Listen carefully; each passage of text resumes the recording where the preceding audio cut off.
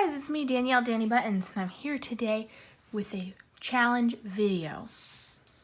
I have this cup, I have a bunch of sheets of paper, and I have some ideas.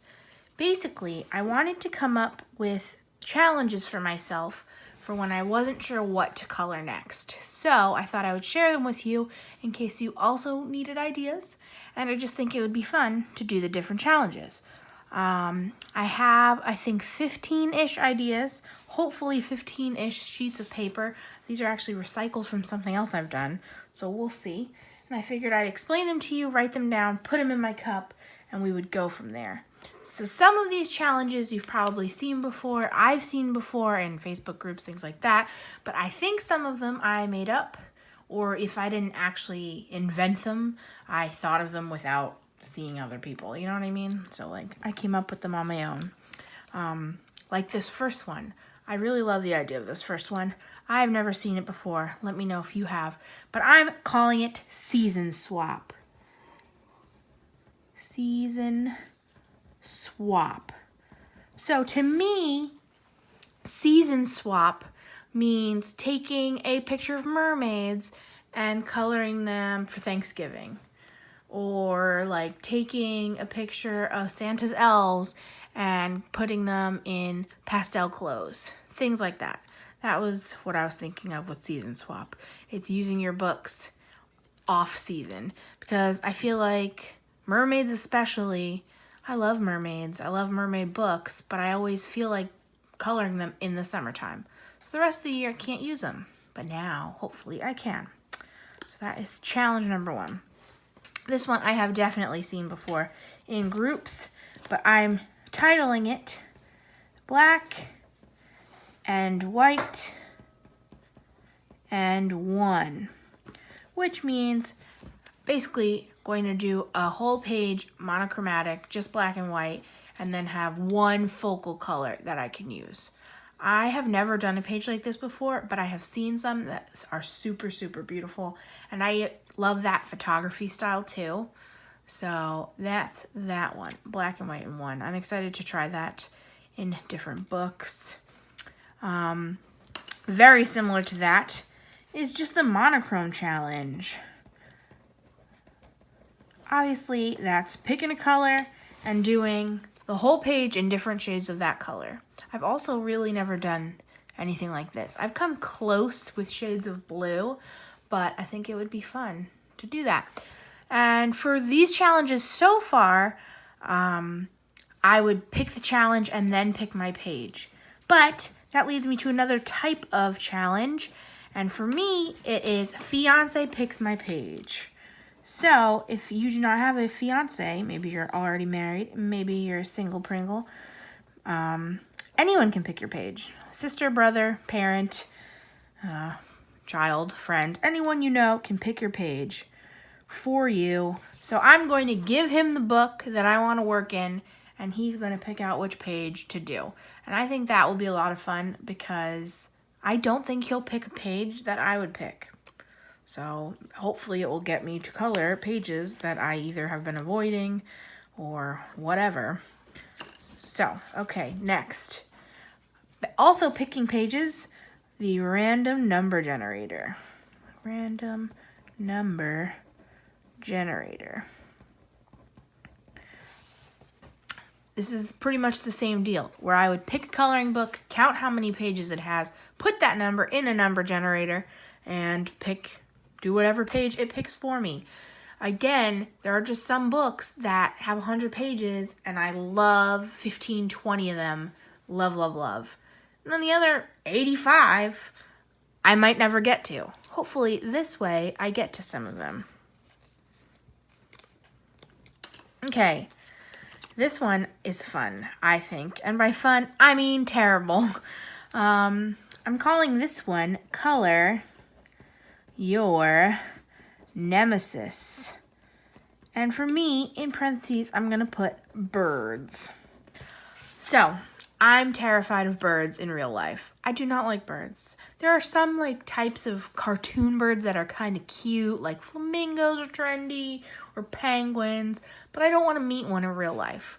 So, color your nemesis, I have to pick a bird page. There are so many pages that have sparrows on them that I avoid so hard. But I gotta get those done too. So, color your nemesis. I think that'll be a challenge for sure. Okay, then I have a few challenges that are just related to what you have to use to color them. So, for example, a watercolor challenge and a crayon challenge. Both of these are mediums that I own, but I don't use all the time. But I like both of them. Like crayons, that's what I started coloring with. I didn't know about all this fancy stuff. So I think it'd be really cool to have to use these on the page. Bam. Well, bam. Okay.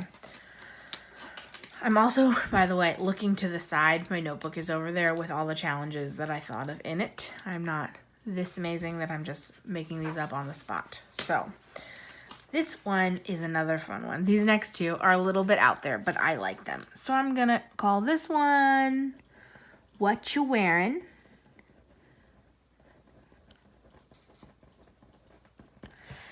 This is, you're gonna use yourself as the color palette.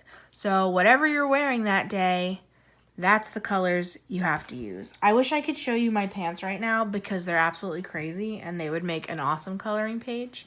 But maybe one day you're wearing some blue jeans and a striped shirt. That's your color palette. Right now, Sam's wearing red pants and he's wearing a Star Wars shirt with blue and white and gray. That would be his color palette.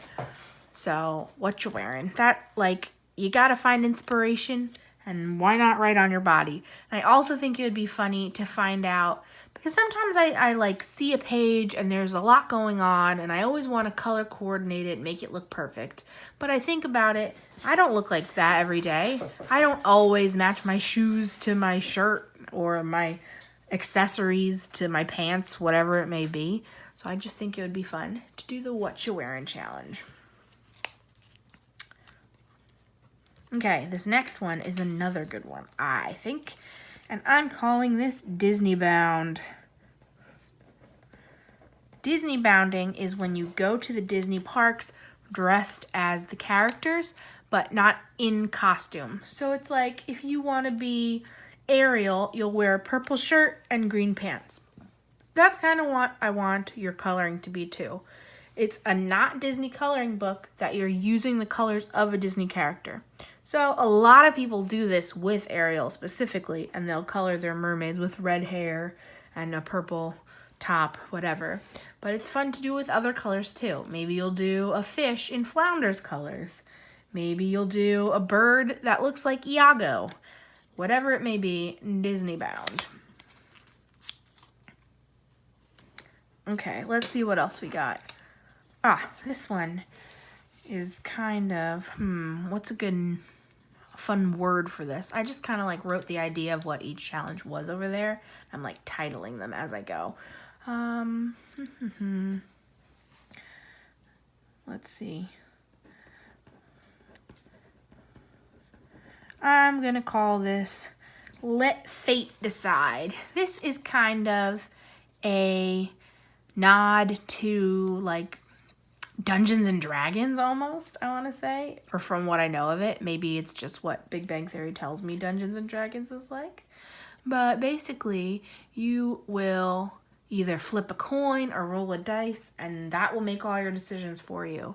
It'll pick what book you're going to do, what page you're going to do, what colors you're going to do. However many decisions you need to make, let fate decide. Okay, I have 2 sheets of paper left, so let's do 2 more of these challenges. Okay, 3 sheets. I found another sheet of paper. 3 more challenges. Okay, the rainbow challenge. This I think will especially be fun for mandalas, or for pages that have repeating patterns on them, or maybe if you just want to do a girl with crazy hair, whatever it may be. Use the colors of the rainbow. I really want to do this, I have a Christmas book actually, and it's a whole bunch of Santa's elves, and it's just like them in can lines, and I really want to do them rainbow. So, or even, hey, back to Christmas pages, maybe the lights, strings of lights, rainbow. Nice and easy one. All right, 2 left. How about, this is the color outlines. So, you can take this one of 2 ways. One is to color like I did as a kid. How I did that is I used to outline everything in really dark crayon, and then I would color it in very lightly. And it just kind of, I think, made it like a stained glass effect on the page, because, yeah. Or you can do this in a second way, which is basically, instead of coloring it all, you're only outlining. So this is good for something that is either really detailed or really big patterns. And what you would do is, like, you're doing a beach page. So for the umbrella, you would just outline each leaf of the umbrella and keep it blank. And in theory, the bold outline will give you the idea of what the page would look like and make a much more simplistic, fun page, I hope. So that's that idea. All right, and finally, a classic from the coloring groups is the non-dominant hand challenge. Non-dominant hand. Maybe you're ambidextrous and this doesn't mean anything to you, but I think the rest of us have a dominant and non-dominant hand. So for me, I am a righty predominantly, so I'd have to use my left hand. So I just think that's super fun and different. And who knows, maybe you get good with your left hand, and if you ever break your arm or anything, you'll be ready because of this coloring challenge. So there we go. I think that was about 15 challenges in my little cup. So next time I'm in a slump or need an idea, I'm gonna come take my cup, do a video for you, and I'll title the video whatever the challenge is. Let me know if you enjoyed these challenges, if you're gonna try them out for yourself, or maybe you have other ideas that I didn't include. Obviously, more the merrier. We can keep adding and adding into that. And yeah, I hope you enjoyed this video, and I will talk to you guys later. Bye.